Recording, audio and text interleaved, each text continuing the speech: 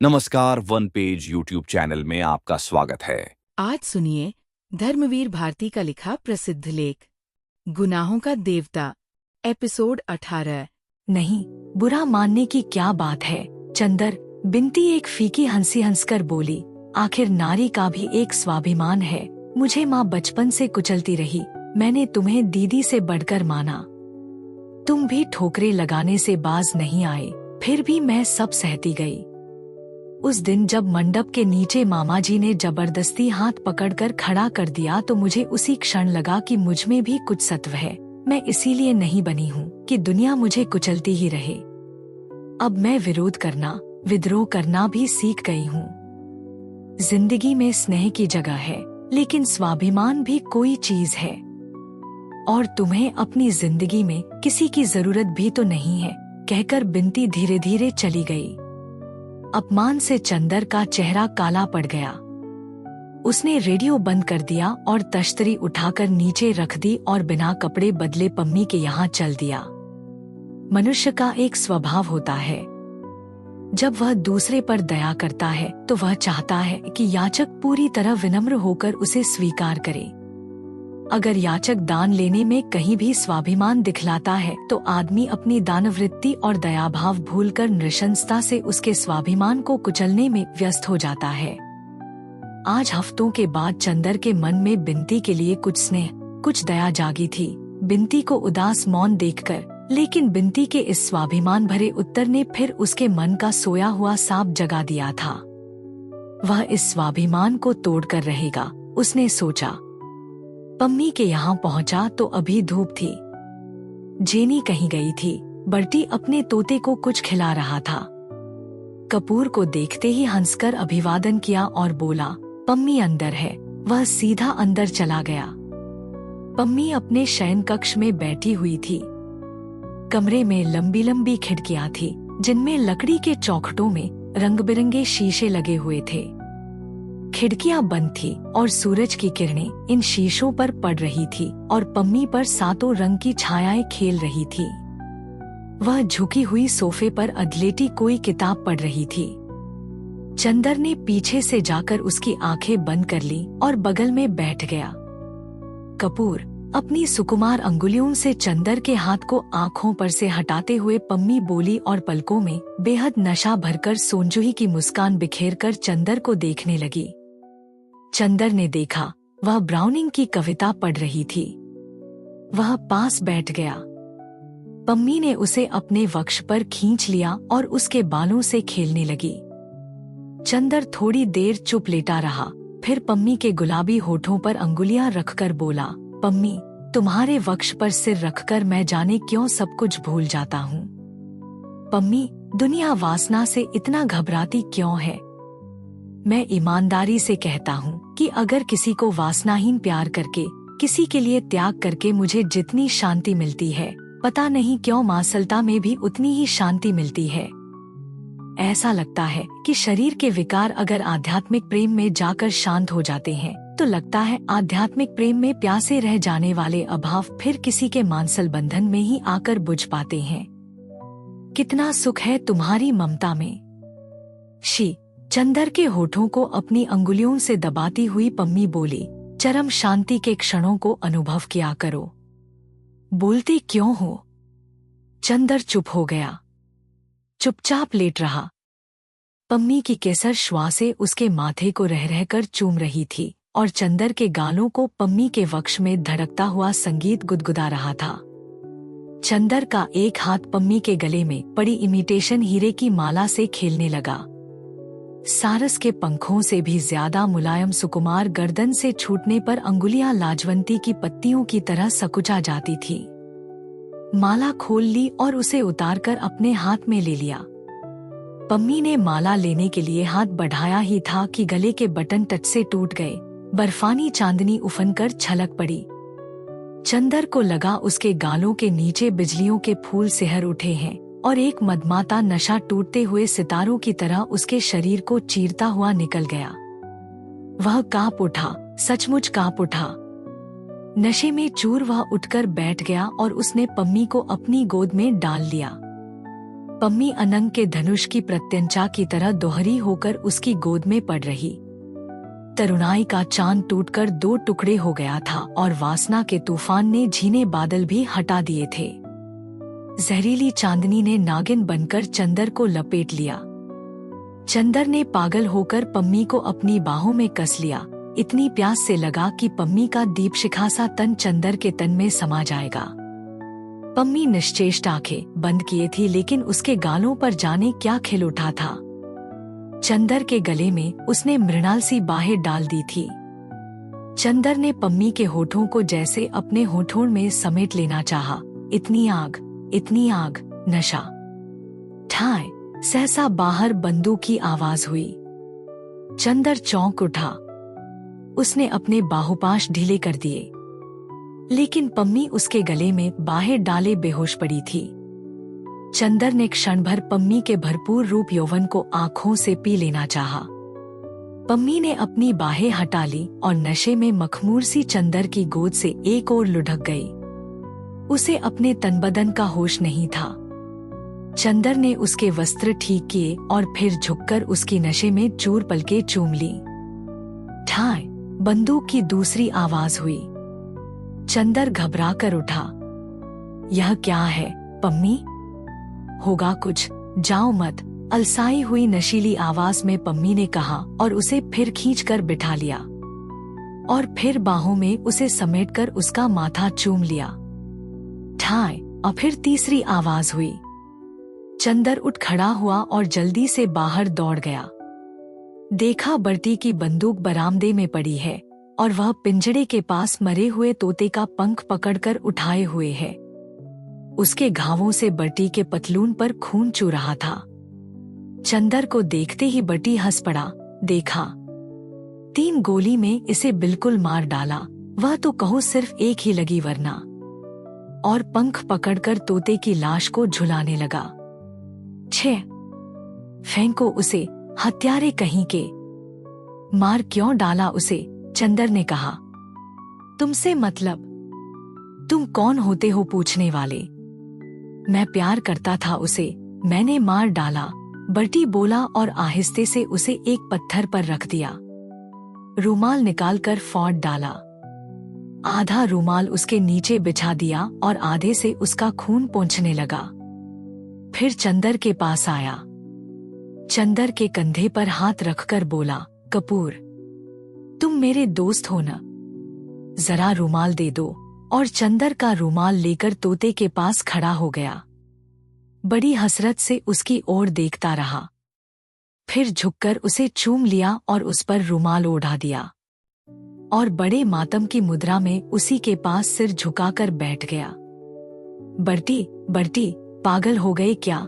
चंदर ने उसका कंधा पकड़ाकर हिलाते हुए कहा। यह क्या नाटक हो रहा है? बर्टी ने आंखें खोली और चंदर को भी हाथ पकड़कर वहीं बिठा लिया और बोला, देखो कपूर, एक दिन तुम आए थे तो मैंने तोता और जेनी दोनों को दिखाकर कहा था कि जेनी से मैं नफरत करता हूँ, उससे शादी कर लूंगा और तोते से मैं प्यार करता हूँ, इसे मार डालूंगा। कहा था कि नहीं? कहो हाँ। हाँ, कहा था, चंदर बोला, लेकिन क्यों कहा था? चंदर ने विचित्र हृदयहीन तर्क को सुना और आश्चर्य से बुआ की ओर देखने लगा। बुआ जी बकती जा रही थी। अब कहते हैं कि बिनती को पढ़ो बे, ब्याह न कर बे, रईस ही इज्जत भी बेच रही हैं। हमार तो किस्मत फूट गई। और वे फिर रोने लगी। पैदा होते काहे नहीं मर गई कुलबोरनी, कुलच्छनी, अभागिन। सहसा बिनती छत से उतरी और आंगन में आकर खड़ी हो गई। उसकी आंखों में आग भरी थी। बस करो मांग जी, वह चीख कर बोली, बहुत सुन लिया मैंने, अब और बर्दाश्त नहीं होता। तुम्हारे कोसने से अब तक नहीं मरी, न मरूंगी। अब मैं सुनूंगी नहीं, मैं साफ कह देती हूँ। तुम्हें मेरी शक्ल अच्छी नहीं लगती तो जाओ तीर्थ यात्रा में अपना परलोक सुधारो, भगवान का भजन करो, समझी कि नहीं? चंदर ने ताज्जुब से बिनती की ओर देखा। वह वही बिनती है जो मांझी की जराजरा सी बात से लिपटकर रोया करती थी। बिंती का चेहरा तमतमाया हुआ था और गुस्से से बदन कांप रहा था। बुआ उछलकर खड़ी हो गई और दुगुनी चीख कर बोली, अब बहुत जबान चले लगी है। कौन है तोड़ जे के बल पर ही चमक दिखावत है। हम काट के धर देबे तो के बताए दे थई।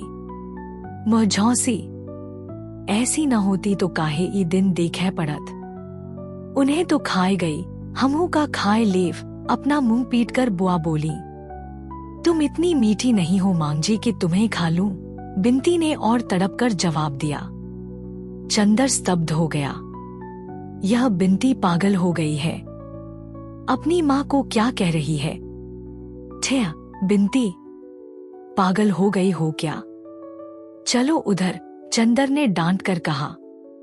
चुप रहो चंदर, हम भी आदमी हैं। हमने जितना बर्दाश्त किया है हम ही जानते हैं। हम क्यों बर्दाश्त करें। और तुमसे क्या मतलब। तुम कौन होते हो हमारे बीच में बोलने वाले। क्या है यह सब। तुम लोग सब पागल हो गए हो क्या। बिंती यह क्या हो रहा है, सहसा डॉक्टर साहब ने आकर कहा। बिंती दौड़कर डॉक्टर साहब से लिपट गई और रोकर बोली, मामा जी मुझे दीदी के पास भेज दीजिए, मैं यहाँ नहीं रहूंगी।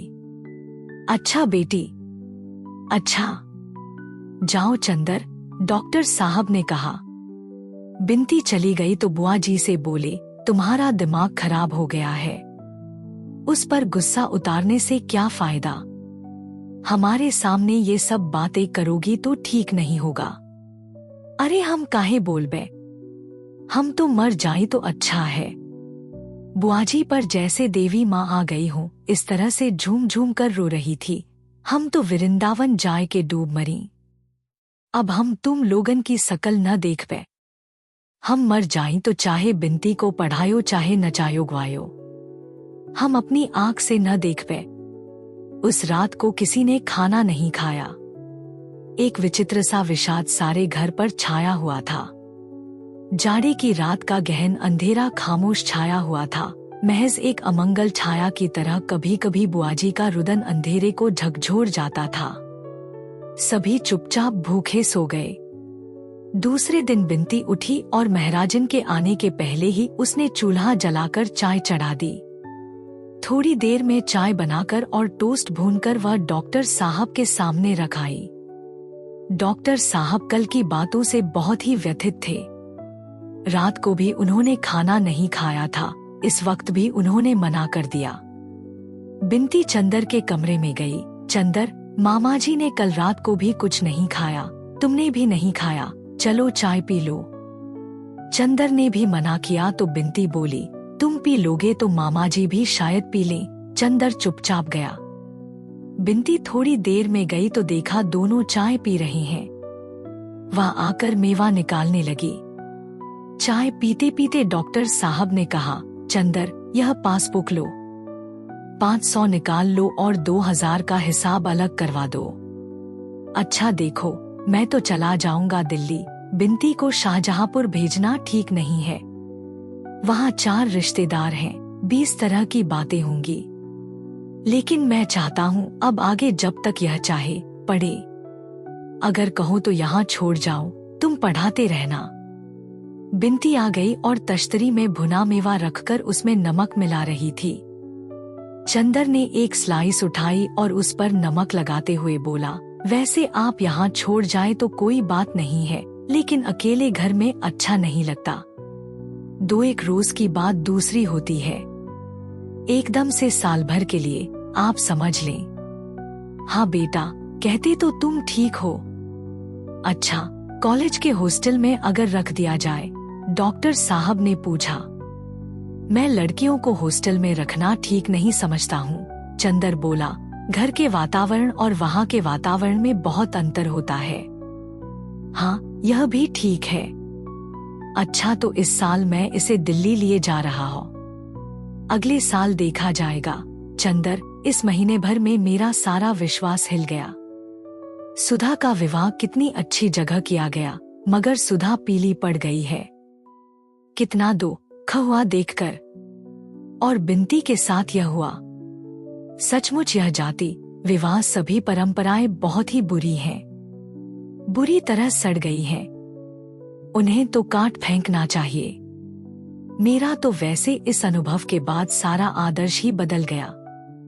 चंदर बहुत अचरज से डॉक्टर साहब की ओर देखने लगा। यही जगह थी। इसी तरह बैठकर डॉक्टर साहब ने जाति बिरादरी, विवाह आदि सामाजिक परंपराओं की कितनी प्रशंसा की थी।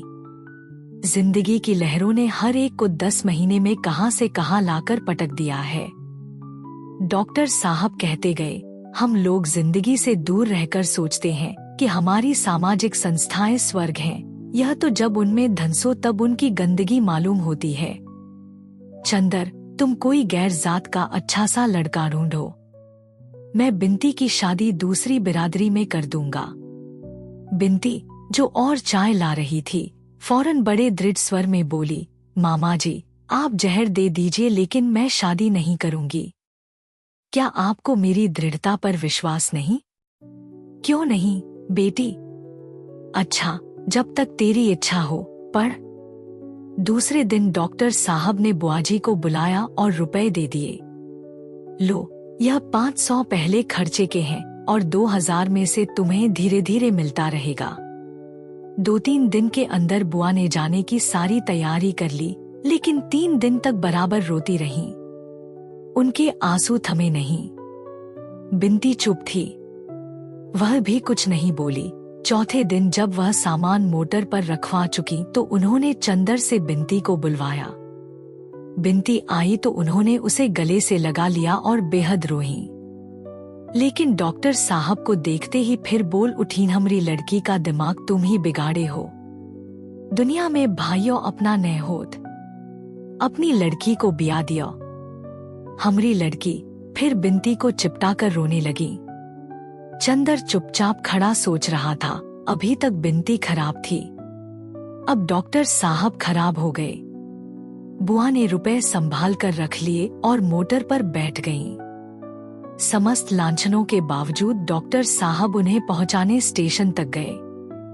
बिंती बहुत ही चुपसी हो गई थी। वह किसी से कुछ नहीं बोलती और चुपचाप काम किया करती थी। जब काम से फुर्सत पा लेती तो सुधा के कमरे में जाकर लेट जाती और जाने क्या सोचा करती। चंदर को बड़ा ताज्जुब होता था बिंती को देखकर। जब बिंती खुश थी, बोलती चालती थी तो चंदर बिंती से चिढ़ गया था, लेकिन बिंती के जीवन का यह नया रूप देखकर पहले की सभी बातें भूल गया और उससे फिर बात करने की कोशिश करने लगा। लेकिन बिंती ज्यादा बोलती ही नहीं। एक दिन दोपहर को चंदर यूनिवर्सिटी से लौट कर आया और उसने रेडियो खोल दिया। बिंती एक तश्तरी में अमरूद काट कर ले आई और रख कर जाने लगी। सुनो बिंती, क्या तुमने मुझे माफ नहीं किया? मैं कितना व्यथित हूँ बिंती। अगर तुमको भूल से कुछ कह दिया तो तुम उसका इतना बुरा मान गई कि 2-3 महीने बाद भी नहीं भूली। हाँ, अब पूछा तुमने। तुम पूछोगे मैंने क्यों मार डाला तो मैं कहूँगा कि इसे अब मर जाना चाहिए था, इसलिए इसे मार डाला। तुम पूछोगे इसे क्यों मर जाना चाहिए तो मैं कहूँगा जब कोई जीवन की पूर्णता पर पहुँचा जाता है तो उसे मर जाना चाहिए। अगर वह अपनी जिंदगी का लक्ष्य पूरा कर चुका है और नहीं मरता तो यह उसका अन्याय है। वह अपनी जिंदगी का लक्ष्य पूरा कर चुका था, फिर भी नहीं मरता था। मैं इसे प्यार करता था लेकिन यह अन्याय नहीं सह सकता था, अतः मैंने इसे मार डाला। अच्छा, तो तुम्हारे तोते की भी जिंदगी का कोई लक्ष्य था? हरेक की जिंदगी का लक्ष्य होता है और वह लक्ष्य होता है सत्य को, चरम सत्य को जान जाना। वह सत्य जान लेने के बाद आदमी अगर जिंदा रहता है तो उसकी यह असीम बहाई है। मैंने इसे वह सत्य सिखा दिया, फिर भी यह नहीं मरा तो मैंने मार डाला। फिर तुम पूछोगे कि वह चरम सत्य क्या है? वह सत्य है कि मौत आदमी के शरीर की हत्या करती है और आदमी की हत्या गला घोंट देती है। मसलन तुम अगर किसी औरत के पास जा रहे हो या किसी औरत के पास से आ रहे हो और संभव है उसने तुम्हारी आत्मा की हत्या कर डाली हो, ओह, अब तुम जल्दी ही पूरे पागल हो जाओगे, चंदर ने कहा और फिर वह पम्मी के पास लौट गया। पम्मी उसी तरह मदहोश लेटी थी। उसने जाते ही फिर बाहें फैलाकर चंदर को समेट लिया और चंदर उसके वक्ष की रेशमी गरमाई में डूब गया। जब वह लौटा तो बटी हाथ में खुरपा लिए एक गढ़ बंद कर रहा था। सुनो कपूर, यहाँ मैंने उसे गाड़ दिया। यह उसकी समाधि है। और देखो, आते आते यहाँ सिर झुका देना। वह बेचारा जीवन का सत्य जान चुका है। समझ लो वह सेंट पैरट संत सुखदेव हो गया है। अच्छा अच्छा, चंदर सिर झुकाकर हंसते हुए आगे बढ़ा। सुनो, रुको कपूर, फिर बर्टी ने पुकारा और पास आकर चंदर के कंधे पर हाथ रखकर बोला, कपूर, तुम मानते हो कि नहीं कि पहले मैं एक असाधारण आदमी था? अब भी हो? चंदर हंसते हुए बोला, नहीं, अब मैं असाधारण नहीं हूँ कपूर। देखो, तुम्हें आज रहस्य बताऊं। वही आदमी असाधारण होता है जो किसी परिस्थिति में किसी भी तथ्य को स्वीकार नहीं करता, उनका निषेध करता चलता है।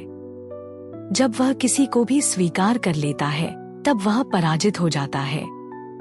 मैं तो कहूँगा असाधारण आदमी बनने के लिए सत्य को भी स्वीकार नहीं करना चाहिए। क्या मतलब बर्टी?